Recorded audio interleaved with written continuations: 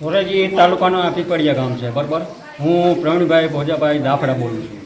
અમે અહીંયા પીપળિયામાં રહી છીએ. અમારા રૂમમાં ત્રણેય રૂમમાં પાણી ફૂટ ભરાઈ ગયા છે. ઘર વખરી, દાણા દૂણી બધું અમારું પલળી ગયું છે અને આ તંત્ર કાંઈ આમાં ધ્યાન દેતું નથી.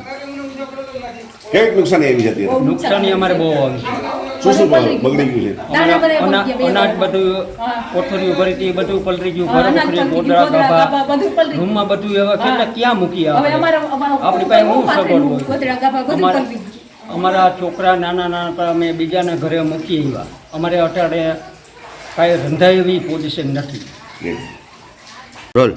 ઘર વખરી બધી પલરી ગઈ, ઘરમાં પાણી ગરી ગયું, ઘૂંટણ પાણી છે, ત્રણેય રૂમમાં ઓસરીમાં ક્યાં રહેવું, બધું પલરી ગયું. અમારું ઘર વખરી, અમારું ગોદડા ગાભા, દાણા દૂણી બધું સાહેબ પલરી ગયું, કાંઈ નથી.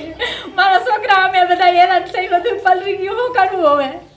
અહીંયા કેવું ભાઈ એવું નથી. હવે આખી રાતના હેરાન થઈ, પાણી કેટલું આવી ગયું. અમારા રૂમ, ગોદડા ગાભા બધું પલરી ગયું, કાંઈ રહેવાય એવું નથી. અહીંયા કેટલું પાણી આવ્યું, બધું મારું આખા 2 વર્ષના દાણા દૂણી બધું પલરી ગયું. કેટલા બાસકા ઘઉંના પલરી ગયા, બાજરો ઘઉં બધું, દાણા દૂણી, ગોદડા ગાભા બધું પલરી ગયું. મારા છોકરાને માંડ બસ આવીને ઓલી બાજુ મોકલા. છોકરામાં ઉતરીને કેમ જાવું? પાણી ઘૂંટણ પાણી છે બધે.